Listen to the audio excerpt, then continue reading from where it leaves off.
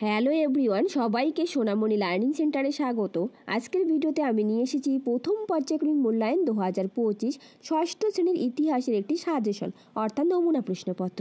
এখানে যে প্রশ্নগুলো রাখা রয়েছে প্রত্যেকটা প্রশ্ন খুবই ইম্পর্টেন্ট। তোমাদের পরীক্ষাতে যেমন প্রশ্ন থাকে ঠিক একই ধরনের প্রশ্ন এখানে রাখা হয়েছে। এবার তোমার পরীক্ষা হবে 30 নম্বরের, সময় থাকবে 1 ঘন্টা। তাহলে চলো শুরু করা যাক আজকের পর্বটি। দেখো, একের দাগে বলেছে সঠিক উত্তরটি বেছে নিয়ে লেখো। 1 হরপ্পা সভ্যতা ছিল পাথরের নাকি তাম্র ব্রোঞ্জ নাকি লৌহ যুগের সভ্যতা? তো সঠিক উত্তরটি হবে তাম্র ব্রোঞ্জ যুগের সভ্যতা। পরের প্রশ্নে 2 আলতামিরা গুহা অবস্থিত স্পেনে নাকি ফ্রান্সে নাকি পর্তুগালে? তো সঠিক উত্তরটি হবে আলতামিরা গুহা স্পেনে অবস্থিত। পরের প্রশ্নে 3 আদিম মানুষের মধ্যে প্রথম হাত কুঠার বানাতে শেখে হোমো হ্যাবিলিস নাকি হোমো স্যাপিয়েন্স নাকি হোমো ইরেক্টাস? তো সঠিক উত্তরটি হবে হোমো ইরেক্টাস। পরের প্রশ্নে 4 হোমো হ্যাবিলিস বলা হতো দণ্ডায়মান নাকি বুদ্ধিমান নাকি দক্ষ মানুষকে? তো সঠিক উত্তরটি হবে হোমো হ্যাবিলিস বলা হতো দক্ষ মানুষকে। চলো পরের প্রশ্ন।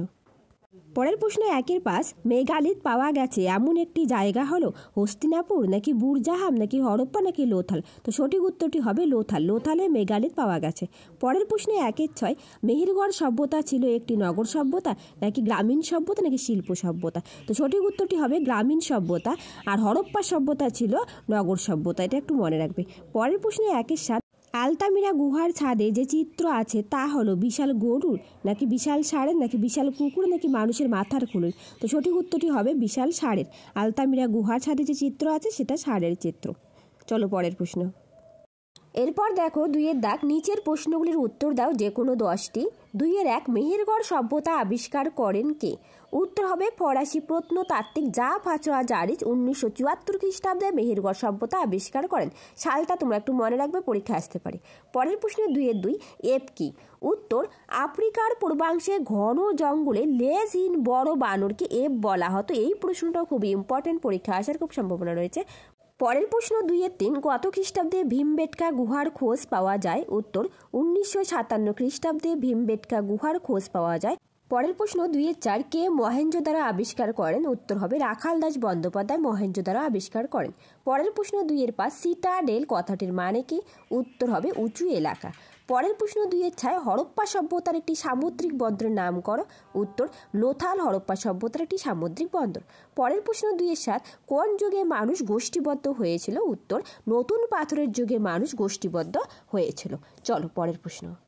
এর সাথে বলে রাখি, যদি তোমাদের ভিডিওটা ভালো লেগে থাকে একটা লাইক শেয়ার অ্যান্ড কমেন্ট করবে, আর যারা নতুন প্লিজ চ্যানেলটা সাবস্ক্রাইব করে পাশে থাকবে। পরের প্রশ্ন 2-8 হরপ্পা সভ্যতা কে আবিষ্কার করেন? উত্তর দয়ারাম সাহানি হরপ্পা সভ্যতা আবিষ্কার করেন। পরের প্রশ্ন 2-9 আফ্রিকায় প্রাপ্ত লুসির কঙ্কালটি কী রকম কঙ্কালের উদাহরণ? উত্তর অস্ট্রালোপিথেকাস জাতীয়। পরের প্রশ্ন 2-10 দাবানল কাকে বলে? উত্তর বনে লাগা আগুনকে দাবানল বলে। পরের প্রশ্ন 2-11 কত খ্রিস্টাব্দে লুসির খোঁজ পাওয়া গেছে? উত্তর 1974 খ্রিস্টাব্দে লুসির খোঁজ পাওয়া গেছে। এই প্রশ্নটাও খুব ইম্পর্টেন্ট। এরপর দেখো 3 দাগ, নিচের যে কোনো 2টি প্রশ্নের সংক্ষিপ্ত উত্তর দাও। 2 নম্বর করে থাকবে। 3-1 সিটাডেল কি? উত্তর হরপ্পা সভ্যতায় নগরের উঁচু এলাকাকে সিটাডেল বলা হতো। এই এলাকাটি একটি বানানো ঢিপির উপর অবস্থিত ছিল। পরের প্রশ্ন 3-2 আদিম মানুষ জোট বেঁধেছিল কেন? জোট বাঁধার কি সুফল হয়েছিল বলে তোমার মনে হয়? উত্তরটা দেখো, পয়েন্ট করে করে লিখেছি, তোমরাও লিখবে। আদিম মানুষ জোট বেঁধে থাকতো।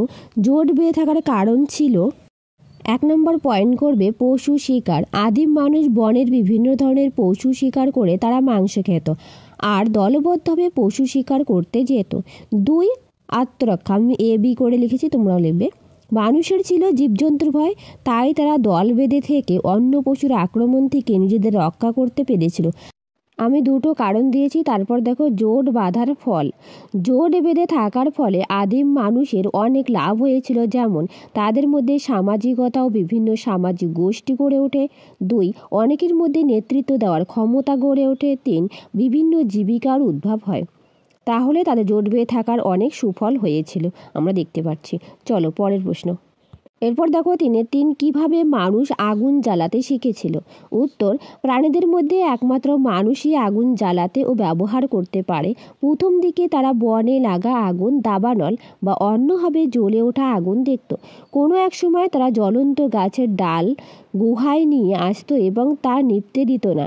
এইভাবে হঠাৎ একদিন পাথরের হাতিয়ার তৈরি করতে গিয়ে চকমকি জাতীয় পাথরে ঠোকাঠুকিতে আগুন জ্বালিয়ে ফেলে। এভাবেই তারা আগুনের ব্যবহার শিখেছিল। আবার অনেকে মনে করেন শুকনো কাঠে কাঠ ঘষে তারা আগুন জ্বালাতে শিখেছিল। এইটুকু লিখবে 2 নম্বরের জন্য। চলো পরের প্রশ্ন 3-4। টিকা লেখো হরপ্পা সভ্যতার লিপি। উত্তর, হরপ্পা সভ্যতার অধিবাসীরা লিখতে জানতেন, তবে তাদের লেখা যে লিপিগুলি পাওয়া গেছে তা পড়া যায়নি। পড়া গেলে এই সভ্যতার অনেক অজানা ইতিহাস জানা যাবে। হরপ্পা সভ্যতার লিপিতে 375 থেকে 400টির মতো চিহ্ন বা সংকেত আছে। এই লিপিতে সম্ভবত বর্ণমালা ছিল না, এই লিপি ছিল সাংকেতিক লিপি। এই লিপি ডান দিক থেকে বাঁ দিকে লেখা হতো। হরপ্পা সভ্যতায় পাওয়া সিলমোহর, তামার ফলক, মাটির পাত্র, ওয়া সিলমোহর, তামার প্রভৃতির উপর লিপি পাওয়া যায়। চলো পরের প্রশ্ন 3-5। লুসি কি? উত্তর, 1974 সালে আফ্রিকা মহাদেশের ইথিওপিয়ার হাদার নামক জায়গায় অস্ট্রালোপিথেকাস মানুষের একটি কঙ্কালের কিছুটা অংশ পাওয়া যায়। 32 লক্ষ বছর আগে এই কঙ্কালটি আসলে একটি ছোট মেয়ের, যার নাম রাখা হয় লুসি। সেই থেকে প্রত্নতত্ত্বের ইতিহাস লুসি অত্যন্ত পরিচিত নাম হয়ে ওঠে। চলো পরের প্রশ্ন 3-6। আদিম মানুষ যাযাবর ছিল কেন? উত্তর, আদিম মানুষ প্রথম দিকে খাদ্য উৎপাদন করতে জানতো না। তারা ছিল খাদ্য সংগ্রাহক। পশুপালনও তাদের জানা ছিল না। শিকার করে ও ফলমূল সংগ্রহ করে তারা পেট ভরাতো। তাই খাদ্যের সন্ধানে আদিম মানুষকে এক জায়গা থেকে অন্য জায়গায় ঘুরে বেড়াতে হতো। ঋতু পরিবর্তনের সঙ্গে সঙ্গে বিভিন্ন জায়গায় বিভিন্ন ফলমূল জন্মাতো, ফলে তাদেরকেও ঋতু পরিবর্তনের সাথে সাথে স্থানান্তর করতে হতো। তাই আদিম মানুষ যাযাবর ছিল। এইটুকু লিখে দেবে। চলো পরের প্রশ্ন। পরের প্রশ্ন 4-এর দাগ। নিচের যে কোনো 2টি প্রশ্নের সংক্ষিপ্ত উত্তর দাও। 4-1। ভীমবেটকায় কী পাওয়া গেছে তা অতি সংক্ষেপে লেখো। উত্তর, মধ্যপ্রদেশের ভোপাল থেকে কিছু দূরে বিন্ধ্য পর্বতের জঙ্গলে ভীমবেটকায় অনেকগুলি গুহার স্থান পাওয়া গেছে। এই গুহায় পুরনো পাথরের যুগে বসবাসকারী আদিম মানুষরা অনেক ছবি এঁকেছে। দেখো কি কি ছিল। 1, এই ছবিগুলি প্রায় সবগুলি শিকারের ছবি। ছবিগুলিতে আছে নানা রকমের বন্য পশু, পাখি, মাছ, কাঠবিড়ালি, কুকুর প্রভৃতি। 2, ছবিগুলিতে দেখা যায় মানুষ এক বা দল বেঁধে শিকার করছে। 3, ছবিগুলোতে দেখা যায় হাতে ও পায়ে গহনা ও কারো মুখে মুখোশ। হাতে ও পায়ে গহনা ও কাপড়া আছে। এইসব তারা দেখতো। চলো পরের প্রশ্ন। এরপর দেখো 4-এর 2 টিকা লেখো মহেঞ্জোদারোর স্নানাগার। উত্তর, মহেঞ্জোদারোর স্নানাগারটি আয়তন ছিল লম্বায় 180 ফুট, চওড়ায় 108 ফুট এবং উচ্চতায় 8 ফুট। স্নানাগারের চারপাশে সিঁড়ি ছিল। স্নানাগারটি ছিল আয়তাকার। এর মাঝামাঝি অংশে একটি বড় জলাশয় ছিল। জলাশয়টিতে অতিরিক্ত জল বার করার এবং জল ঢোকানোর ব্যবস্থা ছিল এবং জল পরিষ্কার করারও ব্যবস্থা ছিল। এই প্রশ্নটা খুবই ইম্পর্টেন্ট। যে প্রশ্নগুলো রাখা হয়েছে প্রত্যেকটা প্রশ্ন ভেরি ভেরি ইম্পর্টেন্ট, তোমাদের পরীক্ষাতে আসবে। তার সাথে বলে রাখি, তোমাদের যদি ভিডিওটা ভালো লেগে থাকে একটা লাইক, শেয়ার অ্যান্ড কমেন্ট করবে। চলো পরের প্রশ্ন 4-3। হরপ্পা সভ্যতায় পাথর ও ধাতুর কারিগরি শিল্প সম্পর্কে যা জানে লেখো। উত্তর, হরপ্পা সভ্যতার কারিগরি শিল্পে পাথর ও ধাতু দুইয়েরই ব্যবহার হতো। হরপ্পাবাসী লোহার ব্যবহার জানতো না, তাই কারিগরি শিল্পে তামা, কাঁসা, ব্রোঞ্জ ধাতুর ব্যবহার করত। এই সভ্যতায় তামা ও কাঁসার তৈরি ছুরি, কুঠার, বাটালি ও মাটি ও ধাতুর তৈরি বাসনপত্র পাওয়া গেছে। জানা গেছে এই সভ্যতায় পাথরের ছুরি তৈরির কারখানা ছিল। এরপর দেখো 4-4। আগুন জ্বালাতে শেখার পর আদিম মানুষের কি কি সুবিধা হয়েছিল। উত্তর, আগুনের ব্যবহার আদিম মানুষের জীবনযাত্রার মানকে বদলে দিয়েছিল। আগুনের ব্যবহার তাদের নানাভাবে সুবিধা দিয়েছিল, যেমন ক, প্রচণ্ড ঠান্ডার হাত থেকে রক্ষা পাওয়ার উপায় পাওয়া গেল। খ, হিংস্র প্রাণীর মোকাবেলা করার সুবিধা হলো, কারণ আগুনকে সব প্রাণী ভয় পায়। গ, আগুন জ্বালাতে শেখার পর আদিম মানুষ কাঁচা মাংস খাওয়ার বদলে আগুনে ঝলসানো মাংস খাওয়া শুরু করলো। চলো পরের প্রশ্ন 5-এর দাগ। নিচের যে কোনো একটি প্রশ্নের উত্তর দাও। 5-1 মেহেরগড় সভ্যতার অবস্থান উল্লেখ করে কেবলমাত্র প্রথম পর্যায়ের সংক্ষিপ্ত বিবরণ দাও। উত্তর, মেহেরগড়ের সবচেয়ে পুরনো পর্যায়ের সময়কাল। মেহেরগড়ের সবচেয়ে পুরনো পর্যায়ের সময়কাল হলো খ্রিস্টপূর্ব 7000 অব্দ থেকে খ্রিস্টপূর্ব 5000 অব্দ পর্যন্ত। তো প্রথম পর্যায়ে দেখো একটু বৈশিষ্ট্য লেখা আছে চাষবাস। মেহেরগড়ের সবচেয়ে পুরনো পর্যায়ের মানুষ গম ও যবের চাষ করতে জানতো। তারপর পয়েন্ট করবে গৃহপালিত পশু। মেহেরগড়ের সবচেয়ে পুরনো পর্যায়ের মানুষের গৃহপালিত পশু ছিল ছাগল, ভেড়া, কুজোয়ালা, ষাঁড় প্রভৃতি। এইটুকু লিখবে 5 নম্বরের জন্য। চলো পরের প্রশ্ন। এরপর দেখো 5-2 হরপ্পাবাসীর নগর জীবন কেমন ছিল। উত্তর, প্রাচীন ভারতের একটি উল্লেখযোগ্য গুরুত্বপূর্ণ সভ্যতা ছিল সিন্ধু সভ্যতা বা হরপ্পা সভ্যতা। সিন্ধু নদের অববাহিকায় এই সভ্যতা গড়ে উঠেছিল।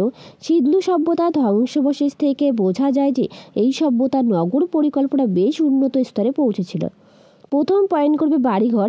সিন্ধু সভ্যতায় রাস্তার দুপাশে পরিকল্পিতভাবে 1 তলা থেকে 3 তলা পর্যন্ত বাড়িঘর তৈরি হতো।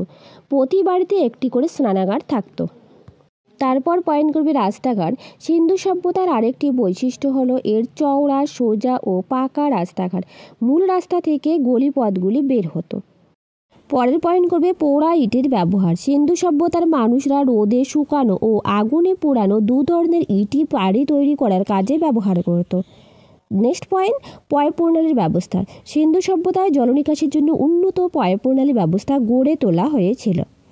তো এইভাবে তোমরা পয়েন্ট করে করে প্রত্যেকটা প্রশ্ন লিখবে। পয়েন্ট করে করে লিখলে নাম্বারটা খুব ভালো আসে। তাহলে আজ এই পর্যন্ত। দেখা হবে নতুন আরেকটা ভিডিওতে। যদি তোমাদের ভিডিওটা ভালো লেগে থাকে একটা লাইক, শেয়ার অ্যান্ড কমেন্ট করবে। Thank you everyone.